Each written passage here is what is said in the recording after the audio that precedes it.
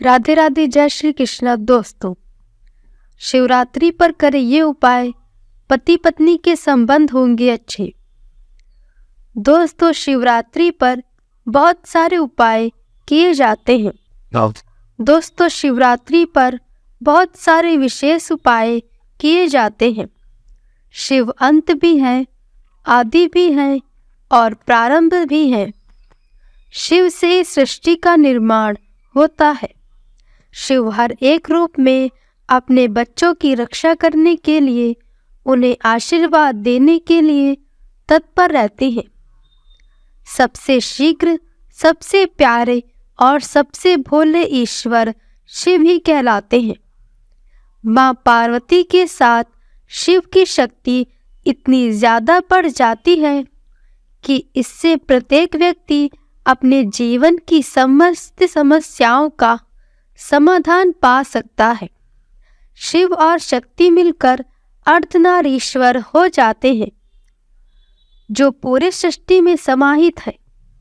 जहाँ जहाँ उनकी शक्ति है, वहाँ वहाँ शिव है, और इसीलिए शायद शिव को मनाना और आसान हो जाता है। एक ऐसा पुरुष जिसके अंदर पुरुष भी है और स्त्री भी, उसका मन कितना ज़्यादा निर्मल होगा, कितना ज़्यादा भावुक होगा, यह समझ पाना आपके लिए शायद अब आसान हो। इसलिए उन्हें भोला भंडारी कहा जाता है। शिवरात्रि की रात्रि पर एक ऐसा विशेष उपाय बताने वाली हूँ जो पति पत्नी के संबंधों को मधुर कर देगा।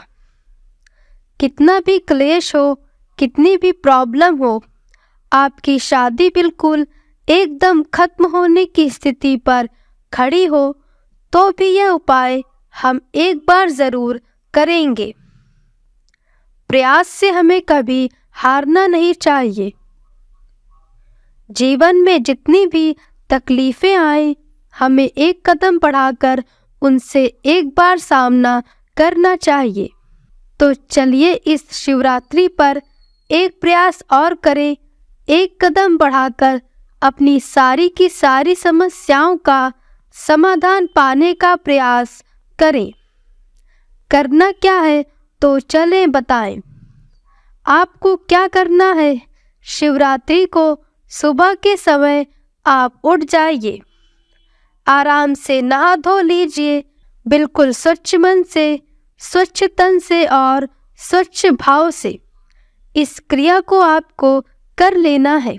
आपको 7 तरह का अनाज लेना है, जिसे हम सप्तधान या सप्तनाजा भी कहते हैं। 7 तरह का अनाज लेकर आपको एक सफ़ेद रंग के कपड़े में बांध लेना है। अब दो चीज़ों को बहुत प्यार से समझिएगा। सफ़ेद रंग शिव जी का रंग है। शिव जी की पूजा में सफ़ेद रंग का ही प्रयोग किया जाता है। भोलेनाथ का श्रृंगार भी सफ़ेद रंग के कपड़ों से ही करा जाता है। भोलेनाथ की पूजा अगर हम सफ़ेद रंग के कपड़े पहनकर करते हैं तो इससे हमें बहुत ज़्यादा लाभ मिलता है। एक रीज़न और है जो मैं एस्ट्रोलॉजिकल आपको जोड़कर बता रही हूँ।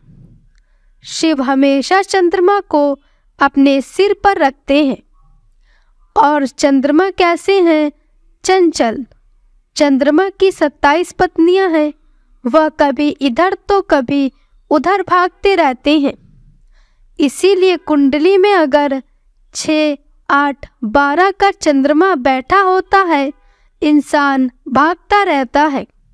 उसका कभी भी जीवन के अंदर कहीं पर टिकाव नहीं होता। वह कभी भी स्थिर रूप से कहीं रह ही नहीं पाता। लेकिन इस फॉर्मूले को कुछ ऐसे भी समझ लेना जिनका 6, 8वें और 12वें घर का चंद्रमा बैठा हो। ऐसे व्यक्तियों का अगर काम रुक जाए तो उन्हें बोलो जो एक छोटी सी यात्रा करो, ट्रैवलिंग करो, देखो आपका काम वापस से कैसे चलने लगता है। आ जाओ वापस जहाँ पर हम थे। सफ़ेद रंग का संबंध चंद्रमा से होता है और चंद्रमा जो है वह भगवान शिव के सिर पर है।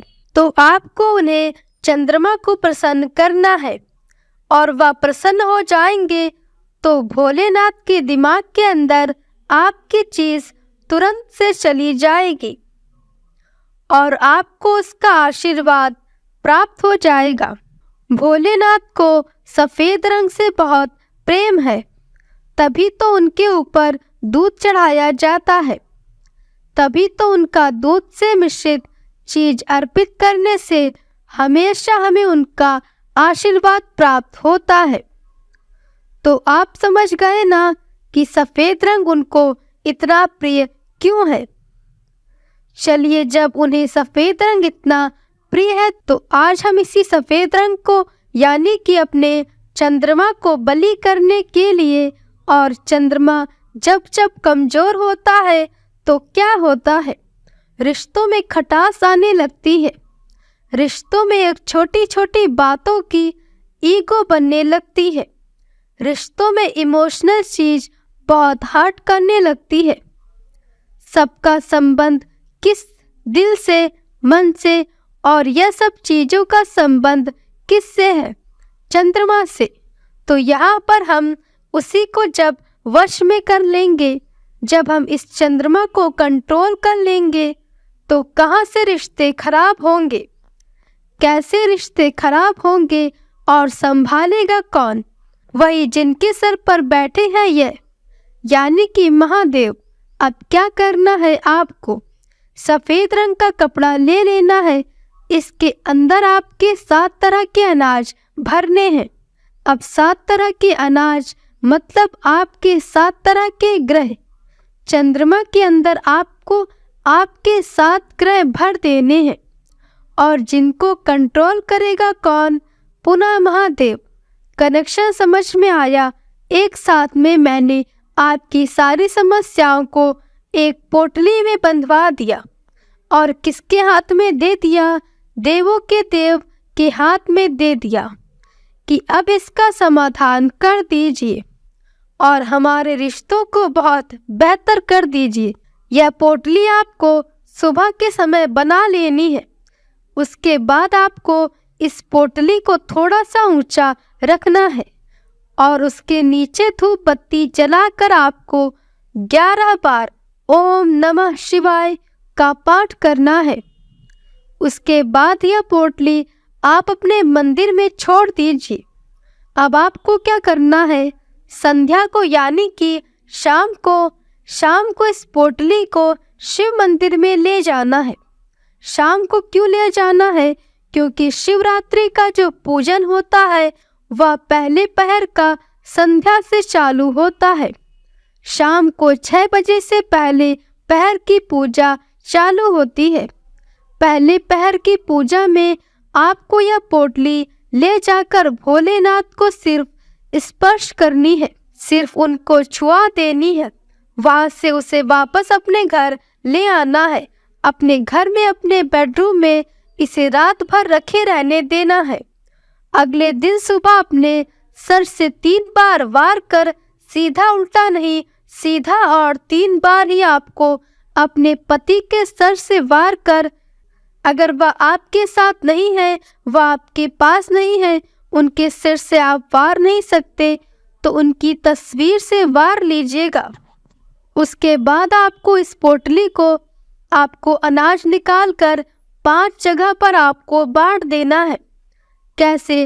पहले आपको रखना है चौराहे पर जहाँ पर इसे पंछी ग्रहण कर ले। दूसरा रख देना है आपको किसी कच्ची जमीन पर जहाँ पर छोटे जीव जंतु, चींटियाँ या इसको ग्रहण कर ले। तीसरा आपको रख देना है पीपल के पेड़ पर। चौथा आपको इसे थोड़ा सा कपूर के साथ या कोयले के साथ जला देना और उसकी भस्म बना देनी है और उसे आपको हवा में बिखेर देना है। और 5वां, अगर आपके पास जल हो तो उसमें प्रवाहित कर दीजिएगा। अगर आपके पास में बहता हुआ जल ना हो तो आप अग्नि के अंदर डालकर किसी भी पौधे के पास में छोड़ दीजिएगा। मिट्टी के किसी बर्तन में समझ गए, यह छोटी सी क्रिया, यह छोटा सा काम पति पत्नी के बीच में बड़ी से बड़ी दिक्कत को दूर कर देगा, उसे बिल्कुल समाप्त कर देगा। आपकी जोड़ी बिल्कुल शिव पार्वती जैसी हो जाएगी। यह मत भूलिएगा, शिवरात्रि की रात्रि पर ही भगवान शिव और मां पार्वती का मिलन हुआ था। यह रात्रि उनके विवाह की रात्रि है। उनसे आशीर्वाद मांगिए, उनसे प्रार्थना करिए, उन्हें अपना समर्पण देकर कहिए कि हे प्रभु, मुझे भी ऐसा ही विवाह चाहिए जैसा आपका और माँ का है। मुझे भी आप दोनों की तरह ही अपने जीवन साथी के साथ 7 जन्मों तक रहना है। मुझे भी अपने रिश्ते के अंदर वही रूप चाहिए जो आपके अर्धनारीश्वर रूप में है। मुझे भी अपने पति से वही प्रेम चाहिए जो प्रेम आप करते हैं। मुझे भी अपने पति के साथ इस तरीके से रहना है जैसे शिव और शक्ति रहते हैं। आज के लिए बस इतना ही। वीडियो अच्छा लगा हो तो वीडियो को लाइक, शेयर और चैनल को सब्सक्राइब करें व कमेंट बॉक्स में हर हर महादेव अवश्य लिखें।